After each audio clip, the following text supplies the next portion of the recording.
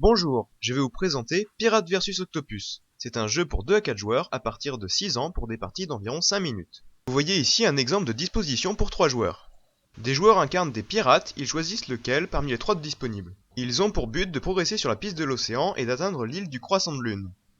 Octopus, lui, va essayer de les en empêcher. Chaque pirate possède son plateau personnage, avec un rappel de leur capacité spéciale. On trouve aussi 3 emplacements pour leurs 3 tuiles d'action. Il y a 2 ripostes et un pavillon tête de mort.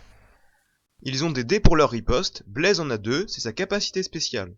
Ils ont un certain nombre de cœurs qui déterminent leur point de vie. En début de partie, ils les placent sur les emplacements dédiés qui sont présents sur leur plateau. Tonio a 4 cœurs, c'est sa capacité spéciale.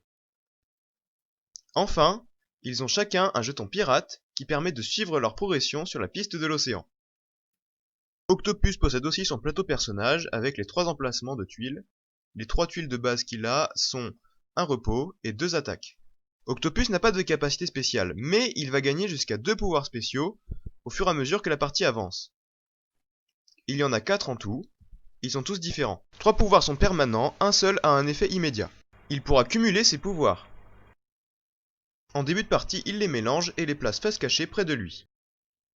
Il possède 2 dés, l'un d'eux est associé à l'un de ses pouvoirs, il n'y touche donc pas tout de suite. L'autre dé sera utilisé dès le début. Pour commencer à jouer, tous les joueurs placent face cachée leurs 3 tuiles, ils les placent comme ils veulent ou complètement au hasard. Quand tout le monde est prêt, Octopus révèle sa première tuile. Le pirate à sa gauche va en faire de même. On résout d'abord leur cas.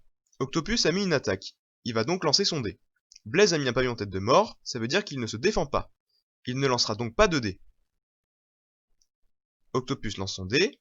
S'il obtient 4, 5 ou 6, il réussit son attaque. S'il obtient 1, 2 ou 3, il échoue. Il a obtenu 2, cela veut dire qu'il a échoué. Blaze ne perd pas de cœur. Il place son jeton pirate sur la piste de l'océan. Tant qu'ils ont un point de vie, les pirates avancent systématiquement sur la piste de l'océan après une résolution. On passe au joueur suivant. Tonio a mis une riposte. Cela signifie qu'il va se défendre. Octopus va d'abord lancer son dé, puis Tonio va riposter. Celui qui obtient le résultat le plus fort gagne. Là, c'est intéressant car on a un cas d'égalité. Le pirate va conserver son résultat, et Octopus, qui est tenace, va relancer son dé. On avisera en fonction du nouveau résultat. Il a obtenu 1, c'est plus faible, il a donc perdu. Tonio ne perd pas de cœur, et marque sa progression sur la piste de l'océan. La première résolution étant faite pour tout le monde, on passe à la deuxième. Octopus retourne sa deuxième tuile. Blaze fait pareil, et on résout. Octopus attaque, il obtient 5. Blaze va se défendre, il utilise ses 2 dés. On va prendre en compte le résultat du dé le plus fort. On ne cumule pas les deux. C'est donc 6 qui compte et non 1. 6 est plus fort que 5, Blaze ne perd pas de cœur, il avance sur la piste de l'océan. Tonio retourne sa deuxième tuile, il a encore mis une riposte. Octopus attaque, il obtient 3, puis Tonio riposte, il obtient 5. Il ne perd pas de cœur et avance sur la piste de l'océan. Enfin, on passe à la troisième et dernière tuile de la manche. Octopus a mis repos, c'est-à-dire que les pirates, qu'ils tirent un boulet de canon dans l'eau ou qu'ils affichent fièrement leur pavillon en tête de mort, peu importe, Octopus se repose, il se contente d'avancer sur la piste de l'océan. C'est donc la fin de la première manche. Les pirates ont atteint une certaine ligne qui correspond au premier emplacement de pouvoir spécial pour Octopus. Ils piochent un premier pouvoir spécial. Il s'agit ici de pas de quartier. Pas de quartier signifie que tous les pirates qui ont 3 cœurs ou plus en perdent un immédiatement. Il se peut que ce pouvoir soit inefficace, mais dans le cas présent, il a très bien fonctionné. Tous les joueurs vont reprendre en main toutes leurs tuiles.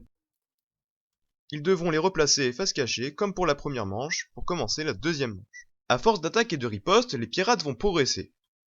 Ils vont peut-être perdre des cœurs dans la bataille. S'ils sont toujours en vie, ils atteindront la deuxième ligne de pouvoir spécial pour Octopus. Octopus piochera donc un deuxième pouvoir. Il s'agit ici de double frappe, ça veut dire qu'il débloque un deuxième dé pour ses attaques. Octopus va monter en puissance, cela sera d'autant plus dur pour les pirates quand ils approcheront de la fin. Si un pirate perd son dernier cœur après une attaque, il retourne son jeton pirate sur la piste de l'océan, il n'avancera pas, la partie est finie pour lui. Imaginons que Blaze réussisse, au prix d'efforts, à atteindre l'île du croissant de lune. Voilà ce que nous donnerait cette fin de partie. Il serait premier car il atteint l'île, Octopus deuxième puisqu'il a coulé Tonio, et Tonio troisième puisqu'il a coulé. En termes de score, les pirates marquent 1 point par cœur restant. Blaise a donc 1 point. Tonio n'a plus de cœur, il a donc 0 point. Et Octopus marque autant de points qu'il a coulé de pirates. Il a coulé un pirate, il a donc 1 point. Les joueurs peuvent ainsi enchaîner les parties, faire tourner les rôles et cumuler les scores. Voilà, vous savez presque tout sur Pirates vs Octopus. Maintenant, à vous de jouer!